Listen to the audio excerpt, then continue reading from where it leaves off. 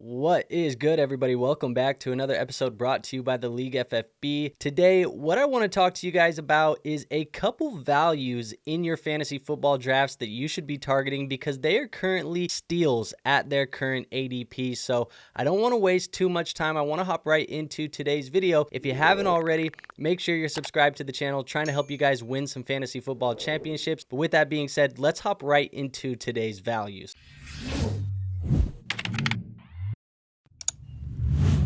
Now, the first player that I want to talk about in today's video is going to be Kyler Murray of the Arizona Cardinals. And Kyler Murray is one of the few quarterbacks who can give you elite production at a bargain price this year. He's often available as the 10th quarterback off the board, sometimes around that 9 or 8. But regardless, he is going to be a value for you because I currently have him ranked in my top 5. This makes him a no-brainer pick for me in drafts. Now, every time Murray plays, he's been a fantasy superstar, but for some reason, he keeps getting overlooked in drafts. If you look at his career, he averages 19.9 fantasy points per game, putting him in the same league as guys like Josh Allen and Patrick Mahomes. And in fact, he's finished as a top 12 quarterback in fantasy points per game every single year of his career, with 2 top 5 finishes in 2020 and 2021 before he got hurt. Now, over the last 3 years, Murray has been a top 12 quarterback 61% of the time on a week-per-week basis, and that's better than big names like Lamar Jackson, Joe Burrow, and Dak Prescott, who are all being drafted ahead of him. So if you grab Kyler Murray late in your drafts, you're not only going to be getting a quarterback with a very high rushing floor, but you're also going to be drafting a guy with top 5 upside. And don't forget, the Arizona Cardinals also added a generational wide receiver talent in Marvin Harrison Jr. this offseason. That's also going to increase the upside for Kyler Murray as well. Now, the second player that I want to talk about is going to be Jared Goff, the quarterback for the Detroit Lions. And Dome Goff, Home Goff, whatever you want to call him,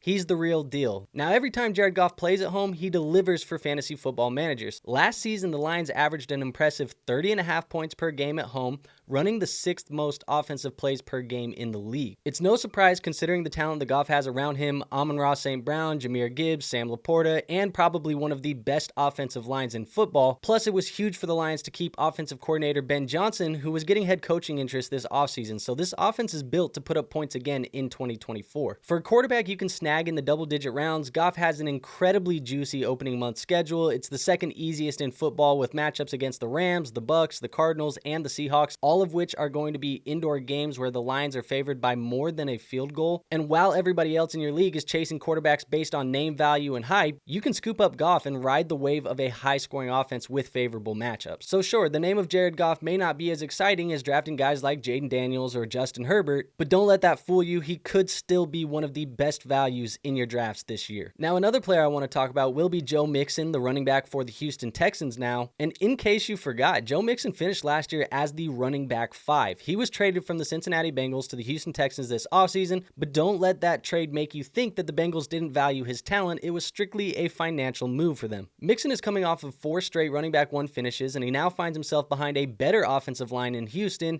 and the Texans are shaping up to be one of the highest scoring offenses in the NFL in 2024. Mixon had a massive 78.9% opportunity share with the Bengals in 2023, and he didn't fumble once. In Houston, I think he's likely to see a similar workload because the depth behind them is not that great. Maybe Dameon Pierce is the only guy of value, but there's really nobody behind him right now. This could be a value pick in the middle rounds of your drafts with true running back 1 upside. Mixon has the potential to post top 10 numbers in carries, rushing yards, receiving yards, receptions, total touchdowns, red zone touches, and fantasy points per game, just like he did last year in 2023 with the Bengals. So if you're looking for a middle round running back that can deliver for you in a big way and isn't getting a ton of hype, Joe Mixon might be your guy. Now, the next player we should talk about should be DK Metcalf of the Seattle Seahawks. And the Seattle offense didn't exactly light it up in 2023, and you're probably going to be noticing the after effects in the draft prices for Seahawks players this year. Almost every single Seattle option has a lower ADP this year than they had this time last offseason, and that includes DK Metcalf. But here's the thing, we know Metcalf can dominate. Just look at his 3-touchdown game against Dallas in Week 13 last year. He's a beast against man coverage. He's led all wide receivers in end zone targets since entering the league in 2019. And there's definitely room for a bounce back from Geno Smith and the rest of the Seattle offense this year, and Metcalf stands to benefit the most as the true wide receiver 1 in this offense. Plus, not to mention, this offense is now going to be called by Ryan Grubb, who did a fantastic job with the Washington Huskies passing offense over the last couple of years. Now, this is the lowest ADP Metcalf has had since his rookie year. So it's a great opportunity for you to take advantage of that in your drafts. And if you do, you could be getting a top tier wide receiver at a bargain price. Now, the next player we'll talk about should be Rashee Rice of the Kansas City Chiefs. And this offseason has definitely been eventful, but not in the way that we'd hoped for Rashee Rice. Instead of the headlines about the impressive rookie season that he had in 2023, we're hearing about the offseason off the field issues. Now, since the initial incident with the speeding accident, things have been surprisingly quiet. This has me thinking that a suspension for Rice in 2024 is less likely than many probably expect right now. Given that his current ADP seems to have a suspension factored into it,